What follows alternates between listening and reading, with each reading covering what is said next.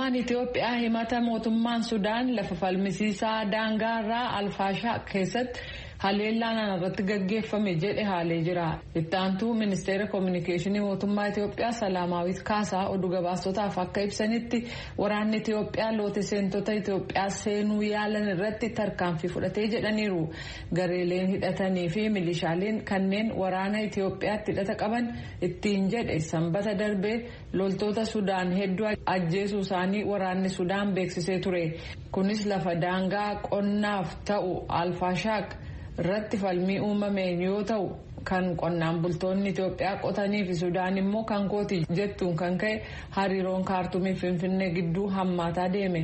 Humnootiin keenya kanneen lafa qonnaa Alfaashaaq akka eeganiif ergaman gareelee humnooti waraanaa Itoophiyaa fi milishaaleen haleelaman jedhu. Kunis oomisha sana mancaasuu fi doorsisaa fi jedha humni waraanaa Sudaan ibsa baaseen. Mootummaan Israa'el juushota Itoophiyaa kuma hedduun kanneen maatii isaanii Israa'el keessaatti dabalamuuf waggootii dheeraaf eegaa turan dhimma isaanii xumuratti tolchee jira. Murtiin dilbata kaleessaa darbe kun hariiroo walxaxaa hawaasa Itoophiyaa Israa'el keessaa waliin ture gama furuun tarkaanfii isa duraa ta'ee jira. Juushota Itoophiyaa 140,040 ta'antu Israa'el keessa kan jiraatan yoo ta'u hoogganoonni hawaasa kanaa akka tilmaamanitti kanneen 6,000 ta'an Itoophiyaa keessatti hafanii jiru. Israa'el seera amantii qabdu jalatti hidda dhalata juushotaa qabaataniyyuu juushota jettee hin fudhattu. Kun immoo raggaatii mootummaa kan addaa barbaada ture. Kanaaf sagantaa ba'ee jiru kan namoonni biyya alaa keessa jiran maatii biyya keessaa fichisiifachuu danda'u jedhu irratti kan juushota Itoophiyaa akka ilaalamuuf qabsaa'aa turan. Dhuma irratti garuu eehamamee fi maatiin isaanii akka gara Israa'elitti geessaman waliigalamee jira. Talaalliin COVID-19 sadaasa 6 bara 2014 jalqabee Itoophiyaa keessatti kennamaa akka jiru ministeerri fayyaa biyyattii beeksisee jira. Kanarratti Tsaayidaa Daamxoo Finfinneerraa gabaasa jalqaba torban kanaan nu ergite kunootti. Bultii 15 dura ministeerri fayyaa Itoophiyaa talaallii ittisa COVID-19 sadarkaa biyyoolessaatti akka kennamuuf hojii jalqabeera. Raadiyoon Sagalee Ameerikaas bakkeewwan yeroo talaalliin kun itti kennamaa jiranii fi buufataalee fayyaatti haala kenniinsa talaallii kanaa ilaalee jira. Obbo Taakkalee Asaffaa jiraataa godina addaa naannawaa Finfinnee magaalaa Laga Xaafoo Laga Daadhiiti. Bakka hojii isaaniitti kan talaallii kanaaf fudhatan. Xeenaa killaatti deemnee fudhachuu hin dandeenyeyyuu asitti argamuun isaa bakka itti hojjennutti dhufuusaa shaggaadha. Talaallii fudhanneerra shaggaadha jechuudha. Kan duraan fudhatin turte. Haalli nuti hin tolleeyyuu hojiirra waan taaneef nu gizeetti deemnee asitti talaallitti fudhannu hin arganneeyyuu gizee'a. Amma asitti dhufuun isaa shaggaadha. Kunoo sa'aatii tokko amman darbeera ganna talaallii fudhadhee booda homaa hin taane gammaan sirriin jira jechuudha. Dhageenyaa irraa waan namni ta'aaru dhukkubni nama qabannaa waan nama godhuun waan dhageenyaa irruuf isaarraa immoo akkuma ofirratti finu dabala nurraa hir'isa jechuudha. Shaggaadha jechuudha. Kan argachuun keenya gammadee jira. Sister Abarraash Alamuu immoo talaallii kana ogeessota kennaa turan keessaati. Namoonni hedduun odeeffannoo fi barnoota walitti fufinsaan yeroo dheeraadhaaf kennameen booda gara talaallii fudhachuutti kan dhufan jechuudhaan ibsaniiru. Haala dura jiruun baay'ee nama sodaachisaa jechuun namni fudhatu dubartoonni da'uu hin dandeessu qoricha kana fudhatanii dhiira mahaanii ta'anii maal jedhaniiti ofuma haasa'aa turan. Amma isa keessa barumsa guddaadhaan isa keessa caabsinee faabrikaa tokkotti 300-209 akkasitti talaalaa jirra jechuun barumsa guddaadhaan namni itti gaafatamaa faabrikaa sanii dura fudhatee namatti agarsiisee hojjetaa ofiitti wanna takka miidhaan qabu kun nama miidhuu miti jedheetoo ofiisaatti fudhatee fudhachiisaa jira. Ergasii namni fudhatee gizeetti agarsiisu ofiisaanitti dhufanii gizee fudhatanii anaasaamuu fi an hojjetamaa jiru garaagara akkanatti seeneeyyuu jedhaniiti nama biraa ammoo nama okkatee jiru fidanii dhufan kootu wanna takka qoricha rakkoo hin qabu gizee duraa garuu baay'ee rakkisaadha bakka nu dirqisiistanii dirqiidhaan fudhannu jedhaniitti anaasaa turan amma garuu baay'ee fooyya'eeti ofuma beellama qabatanii beellama isaanii maxxansanii sagantaa isaaniitti sagantaa kanaatti nu kootta kalee amma duutii warra galgala bulu sa'aatii 11 farakkaatti dhufne amma sa'aatii 2tti kattamnee galle. Ministeerri fayyaa Itoophiyaa talaallii ittisa COVID-19 kennuu erga eegalee ji'oota 9 lakkoofsee jira. Hanga yoonaattis talaallii miliyoona 8,700 ol lammiileef kenneeraa kan jiran ministeera fayyaa Itoophiyaatti daayiroktareetii fayyaa daa'immanii fi haadholii jalatti ogeettii dhimma talaallii adda Tsaggaanish Gadluu ammallee hawaasni waa'ee talaallii kana odeeffannoo gahaa argatee akka talaallii kana fudhatuuf hojjetamaa jira jedhan. Waa'ee talaallii beeksisuu, hawaasa barsiisuu, odeeffannoo hanga dakaatti gadi buusuu, caasaan fayyaa sadarkaa dakaarra jiru hojii hawaasni odeeffannoo gahaa akka argatee talaallii fudhatu gochuuf sosochiin taasisamaa tureera. Ammas itti fufee jira. Akka nuti ilaalletti haala gaariirra jira. Kanaafis haaluma amma jiruun naannolee hundi talaallii kana kennaa jiru. Hawaasnis immoo talaallicha fudhachaa jira. Naannoleen talaallii kennuu duulaan 9 eegalan amma gara xumuraatti gahanii jiru jedhan Aadde Tsaggaanish. Aadde Tsaggaanish itti dabaluudhaan naannoleen rakkoon nageenyaa jirutti talaalliin kun duulaan kennamaa akka hin jirre ibsanii lammiilee buqqaatotaaf garuu buufataalee isaan jiranitti kennamaa jira jedhan. የጸጥታ ጉዳይ ችግር አለባቸው ተብለው የሚታሰቡት አማራ፣ አፋር የዚህ ክትባት አገልግሎት አሁን እየተሰጠ አይደለም። ዘመቻው እየተካሄደ አይደለም። Rakkoolee nageenyaa yaaddessuu qabu jedhamanii naannoleen eeraman naannoon Affaarii fi Amaaraatti talaalliin duulaan kennamaa jiru bakka rakkoon jirutti kennamaa hin jiru. Haala amma jiruun naannolee kanneen keessatti kennuun ulfaataadha. Kanaaf yeroo nageenyi tasgabbaa'u duulaanis ta'u idileedhaan talaallii kana ni argatu. Lammiilee sababa adda addaatiin buqqifamanii buufataalee baqattootaa keessa jiran bakka isaan jiranitti rakkoon nageenyaa kan hin jirre talaallii kana fudhachaa jiru jedhan Aadde Tsaggaanish. Tatamsa'ina vaayirasichaa ittisuudhaaf hawaasni carraa argate hundatti fayyadamuudhaan talaallii kana fudhachuu akka qabu hubachiisaniiru Aadde Tsaggaanish. Gama biraatiin ammoo Ministeerri Fayyaa Itoophiyaa Dr. Liyaa Taaddasee har'a karaa fuula marsariitii hawaasummaa isaanii erga dabarsaniin dambalii arfaffaa weerara COVID-19 biyyoota addunyaa hedduu irratti du'aaf lammiilee saaxilaa jira jechuun ibsaniiru. Dhaabbanni fayyaa addunyaa immoo gosni vaayirasii COVID-19 kan biraa argamuu ifa taasiseera jechuudhaan Dr. Liyaan dambalii hamaa kana dandamachuudhaaf talaallii ittisa COVID-19 fudhachuu fi tooftaalee ittisa COVID irratti cimnaan hojjechuun dirqamaa jechuudhaan eeranii jiru. Namoonni hawaasa isaanii gargaaran innaa bu'aan amaatii isaanii ija godhatu ni gammadu. Hawaasa ofii gargaaruudhaan kanneen ija hojii isaanii argan keessaa tokko as Yuunaayitid Isteetsi kutaa Kaalifoorniyaa keessaa hojii oguma fayyaa irratti bobbaatee kan hojjettu keessaa Nars Obsee Luboo tokko. Obseen dhiyeenya gara biyyaatti maluudhaan deeggarsa hawaasa naannoo akkasumas ministirii eegumsa fayyaaf deeggarsa sadarkaa addunyaan kaka'umsa isheen hojii gaarii hojjetame keessaa wiirtuu oksijiinii oomishu kan dhiyaa Wallaggaa magaalaa Najjoo keessatti dhaabatee eebbisiifame sirna sanarratti argamtee deebite. Maaltu hojii kanaaf si kakaase jedhee gaafadheera. Akkas jette. Piroojeektii oomisha oksijiinii kana dhaabuu waggaa 6-7 dura irratti eegallee kan kana nu kakaaseef immoo mucaa umuriin waggaa 10-11 kan ta'u dhukkuba asmaatiin qabamee hospitaala Najjoo ciisaa ture. Hanqina oksijiinii hospitaala Najjoo akkuma hospitaala Oromiyaa kamiiyyuu qaba. Hospitaalonni Oromiyaa keessa jiranii guutummaa Itoophiyaa keessaayyuu Finfinnee iddoo tokko qofa corraa gaazii iddoo jedhamu deemanii guuttatu. Hanqina oksijiinii gatii qabanii mucaan sun lubbuun isaa darbuu danda'e. Yeroo sana achiin ture hojii kan biraadhaaf deeme mucaa kana gatiin argee fi akka lammaffaa lubbuun ijoollee kana fakkaataniis haa ta'u namni guddaan hanqina oksijiinii irraan ka'ee akka lubbuun isaanii hin darbineef jecha gara Kaalifoorniyaatti gaafan hojii koo biyyaa xumuree deebi'u. Gartuu Rootari Intarnaashinaali jedhamu kanan magaalaan keessa jiraadhu keessatti miseensa ta'e isaanitti yaada kana dhiyeessee wanta akkasii jira akkamitti na gargaaruu dandeessu jedheen itti kaase karuma namaa isaan immoo namoota wajjin ol na barsiisanii karaa Rootari Intarnaashinaali ittiin hojiin kun piroojeektiin kun jalqabe biyya keessaa ispoonsara kan Finoot Rootarii Kilabii jedhamutu nu deeggaree Addanaatii Kaastroovaalii magaalaan keessa jiraadhu Rootarii Kilabii kanatu piroojeektii kanarratti hojjete.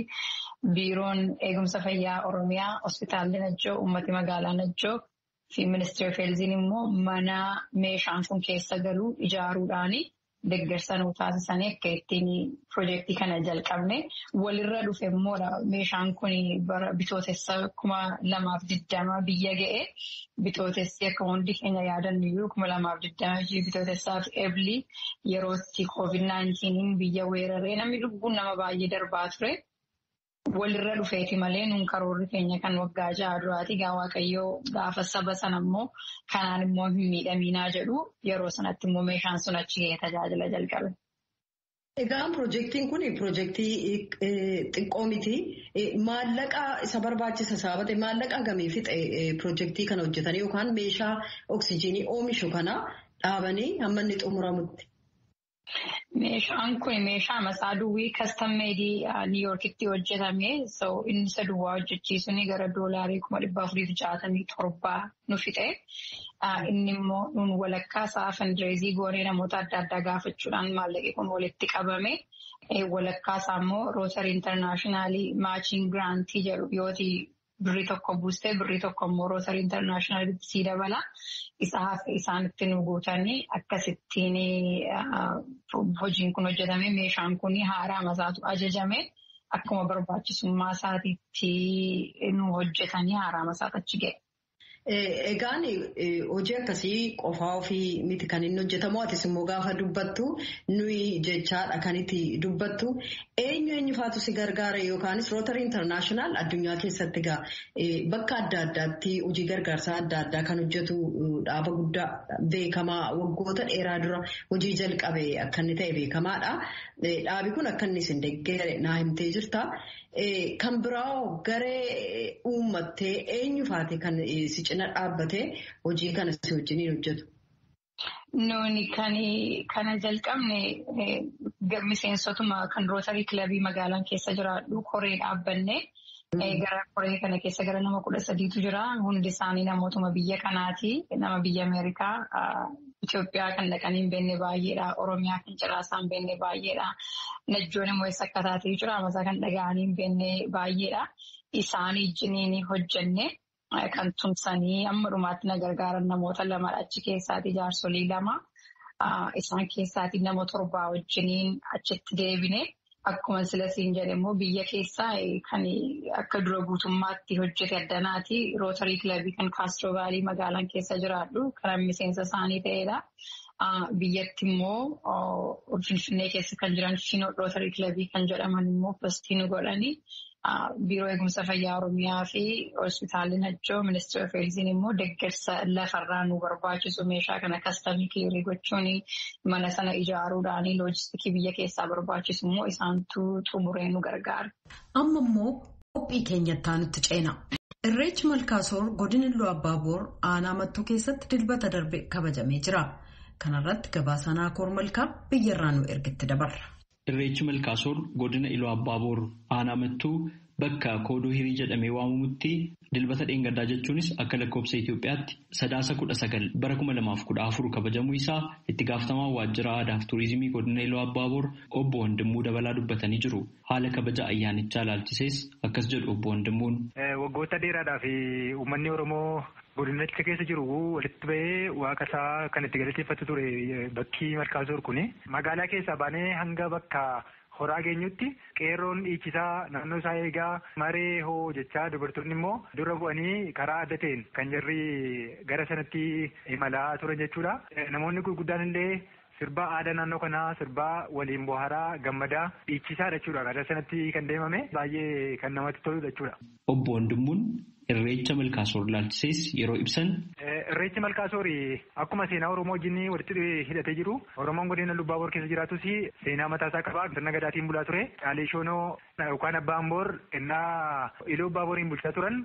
Uummanni godina kana keessa jiraatu Oromoo Iluu Abbaaboor keessatti walitti yaa'ee Malkaasooritti akkuma kana akka inni kabajaa ture barreeffamoonni tokko tokko ni mul'isu. Haa ta'uyyuu malee sirnoota gita bittaa darban keessatti aadaan Oromoo seenaan Oromoo akkuma awwaalamaa ture kan irreecha Malkaasooris akkasuma awwaalamee ture akka kana bal'atee mul'ate malee naannootti namni akka gandaatti akka ollaasaatti bahee kabajaa ture malee akkas bahee mul'atee akka godinaatti darbee immoo akka naannootti kabajachaan turre amma immoo akka irreecha Malkaasooritti akka lixa Oromiyaatti irreecha bal'aa guddaa jedhamee kan ilaalamu horaa sadeetti Finfinnee taane isa kanadha jechuudha. Kanaaf hojii guddaan asirratti wantoonni hojjetamaa jiran jiru akka godinaatti illee ministeera turizimii irraa komishinii turizimii Oromiyaa irraa biiroo aadaa turizimii Oromiyaa irraa akkasumas yuunivarsiitii Mattuu wajjiniin ta'uudhaan bakka kana misoomsuudhaaf hojiin eegalame jira.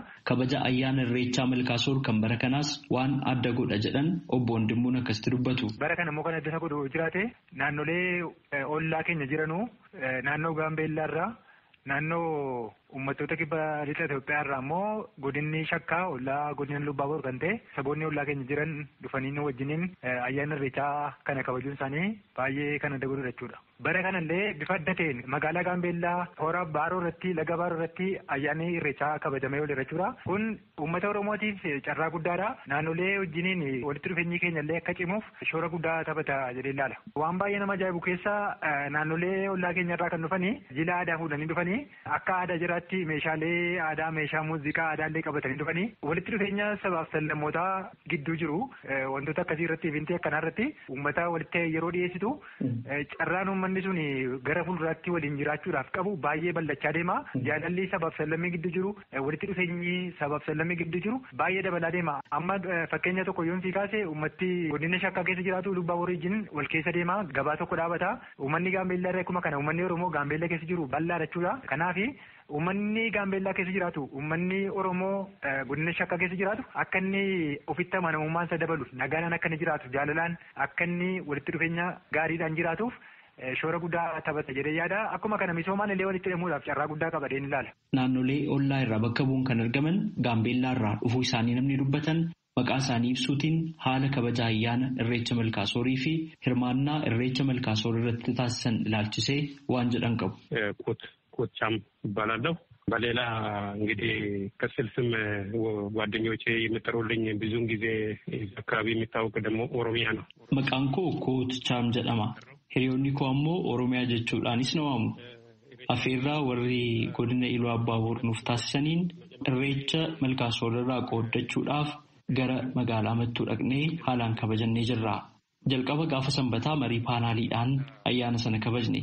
Gaafa dilbataa immoo irreecha malkaasooriin walitti qabamnee uummata Oromoo godina Iluu Abbaaboor jiru wajjin kabajannee jirra. Nu warra Gaambeellaa irraa dhaqee qofa miti namoonni godina Shakkaa kan naannoo dhiyoo kan hundaa'e naannoo kibba lixaarraa dhufan illee akkasuma jiru. Ayyaanni akkasii walitti dhufeenya uummataa jabeessuu keessatti gahee guddaa qaba. Nuyi warra Gaambeellaa fi uummata Oromoo godina Iluu Abbaaboor jiraatu jidduu hariiroo cimaatu ture. Ayyaana akkasii waliin kabajachuun keenya ammoo caalaattu hariiroo keenya jabeessaa. Sodaa fi yaaddoo nu gidduu jiru balleessaa. Walitti dhufeenya keenya daranuu cimsuudhaan gara fuulduraattis akka wal dandeenyee nagaadhaan jiraannu nu gargaara jechuun kan ibsan. Dabalataanis naannoo kibba lixaa godina Shakkaarraa namni sirna kana irratti hirmaatan bilbilaan akkas jedhanii jiru. Maqaa koo Tashaalee Maammoon jedhama. Ayyaana irreecha malkasoorii nu waamanii deemneerra. Yaa'u Oromoo Iluu Abbaaborii fi Shakkaan walii nagaa wallummaa gaariitti jirra. Ayyaanni sun immoo yaa'u ayyaana keenya ayyaana Oromoo duwwaa miti. Nuyi yeroo baay'ee ollaa tokko walumatti jirra. Rakkoon nu keessan jiru. Irreechi immoo irreecha nagaa irreecha namni wal dide kan araaramu mul'atu ta'eefi nuyi akkuma ayyaana keenya deemnee ho'isnee wajjin intina jennee dhufne ayyaana gaariidha. Warra naannoo Shakkaa akkanne achitti ga'uu keenya baay'ee nu gammachiisa immoo isa caalaa immoo akka gara booddees ammas taanaan iddoo tokkotti nama nu intina godha jennee jaanne garuu xuruudha jenna. Sagalee Ameerikaaf Naakoor Malkaa Amboorraa. Afrikaa biyya Burkina Faasoo keessatti balaan albuuda warqeen wal qabate hammaataa deemaa jira. Hidhattoonni shororkeessotaas hojii kanatti danqaa uumaa jiraachuutu dubbatama. Kanarratti gabaasa ergame Bafaqaaduutu dhiyeessa. Yeroo ammaa aleellaan shororkeessitootaa oomisha albuuda warqee biyya Burkina Faasoo irratti raawwatamaa jiru taatee beekamoo ta'ee dhufeera. Gabaasaan VOA Henry Wilkins haleellaan kaampaanota oomisha albuuda warqee irratti hirmaachaa jiran irratti raawwachaa jiru yoo itti fufe oomisha warqee biyya Burkina Faasootii fi madda galii ta'e sanarratti dhiibbaan inni fidu maal ta'uu danda'a jedha. Bal'inaan akka ittaanutti dhiyaata. Bukaareen nageenya eenyummaa fi jechuudhaan nama maqaan jijjiiramedha. Nama dhumiinsa bakka Yirguwaa jedhamu irraa hafuu danda'e. Haleellaa bakka Yergoowuu jedhamutti waxabajjii darbee gariin shororkeessitootaa hin beekamne raawwatameen namoonni 160 ajjeefamaniiru. Ajjechaa kana bakka albuunni warqee yookaan sookkoo ba'u kanatti raawwatameen namoota du'an keessaa 9 hojjettoota albuudaati. Quand je suis en haut là, je voyais les enfants et puis des femmes comme ça. mais ils avaient l'intention que c'était des gens qu'ils ont kidnappés. Et pourtant, c'était eux-mêmes qui s'aimaient. Bukaareen irra keessa gamoorra dhokatee dubartootaa fi ijoolleewwan asiif achi adeemanuu ilaalaa ture. Dursee warreen haleellaa raawwachaa jiranuuni waan ukkaamsamanii itti fakkaate. Turee garuu kan haleellaa sana raawwachaa jiranii isaan mataa isaanii akka ta'e hubate. Barii keessa gara sa'aatii 4:00 itti fufanii manaa fi konkolaattota gubuu jalqabanii jedha Bukaareen. Biyyi Burkina Faso biyyoottan Afrikaa keessaa oomisha warqeetiin dafanii guddachaa jiran keessaa ishee tokko. Oomisha warqee karaa seeraan alaatiin taasifamu kanaan namoonni miliyoonii 3 ta'anutu kallattiidhaa fi alkallattiidhaan irraa fayyadamu. Bara 2018 kaampaanonni biyya alaa warreen oomisha warqee biyyattii irratti hirmaachaa jiranii galii doolaara miliyoonii 300 biyyattiidhaaf galchaniiru. Haa ta'u malee erga hidhattoonni garee Islaamic State jedhamuu fi Alqaayidaa wajjin hidhata qabu akkasumas saamtonni keessa seenuu jalqabanii asi oomishni albuudaa bakka bala qabeessa ta'e. Erga ji'a adoolessaatii asi kaampaanii biyya Kaanaadaa kan ta'e Imaan Gold jedhamuu fi kaampaanii biraa kan biyya Iceland Indover Mining jedhamu irratti haleellaa yeroo 2 raawwatameen namoonni 6 du'aniiru. Namni nageenya ofiitiif jechuudhaan maqaa Salaam jedhuun of waamu yommuu bara 2019 shororkeessitoonni konkolaattota albuuda fe'anii deemaa jiran irratti dhukaasa bananii namoota 40 yommuu ajjeesanii nama du'e of fakkeessuudhaan warreen du'an keessa ciisuudhaan nama lubbuudhaan hafeedha. Yeroo ammaa kaampaanii biraatiif hojjeta. Garuu innii fi saa'iboonni isaa kaampaanota oomisha albuudaa irratti bobba'an keessa hojjechuudhaaf sodaa qabu. Burkina Faso yeroo ammaa Afrikaa keessaa biyya oomisha warqeetii fi barbaachisaa taateedha. Sababa kanaaf waggoottan dhiyeenya kana keessa investeroonni hedduun gara biyyattiitti xiyyeeffachaa jiru. Oomishoonni albuudaa hedduun akka sochii diinagdee hawwataa ta'eetti fudhachaa jiru. Kaampaanonni akka salphaatti dhiisanii bahuudhaa fi waan murtoo irra gahanu natti hin fakkaatu jedhanii deebisaniiru. Jeequmsi sochii oomisha albuudaa irratti taasifamu kun yeroo dheeraa keessatti biyyattii ammaanuu gargar citaa jirtu sanarratti miidhaa geessisuu akka danda'u xiinxaltoonni dubbachaa jiraachuu isaanii gabaasni Henry Helkins Burkina Faso irraa VOA'dhaaf qindeesse kun ibseera. An Bafqaaduu Morodaati. Muddeen tokko addunyaa irratti guyyaa dhibee HIV/AIDS jedhamuun yaadatamee oola. Guyyaa sana ilaalchisuun gabaasaa ergame jaallannee dhiyeessa. Closing. Addunyaa irratti uummanni miliyoona 38 ta'u vaayirasii HIV waliin jiraata. Erga vaayirasiin kun jiraachuun bara 1984 barame as uummata miliyoona 36 caalaan sababaa HIV/AIDS fi dhukkuboota sanatti hidhata qabaniin dhumaniiru. Kan yeroo dheeraaf waa'ee vaayirasii HIV qoratanii fi London kan jiru Yuunivarsiitii Queen Mary jedhamutti Piroofeesara akka ta'an Dr. Chiloe Orkin akka jedhanitti. The state of affairs globally is very much a situation of the haves and the have-nots. For those people who live in places where dhimmichi sadarkaa addunyaatti waa'ee qabeenya qabaachuu fi qabeenya dhabuuti. Namoonni naannoo wal'aansi tolaan hin laatamne keessa jiraatan yookaan wal'aansi kennamu isuma durii ta'e keessatti akkasumas wal'aansa waliin walqabatee rakkataa jiran haala gaarii keessa jiran wal'aansaan alatti immoo vaayirasiin HIV namoota kan ajjeesu ta'uunsaa itti fufaa jedhan. Hayyoonni akka jedhanitti wal'aansa fayyaa quubsaa ta'e namoonni vaayirasii HIV waliin jiraatan akka nama biraatti hin dabarsineef ittisa. Addunyaa irratti namoota vaayirasii HIV waliin jiraatan keessaa harka 50 kanneen caalan dubartoota. Kana malees dubartoonni miliyoona 1.3 ta'an kanneen vaayirasii kana waliin jiraatan ni ulfaa'u jedhan hayyoonni. Wal'aansi fayyaa quubsaan vaayirasiin HIV haadharraa gara mucaa gadameessa keessa jirutti akka hin dabarre ittisa.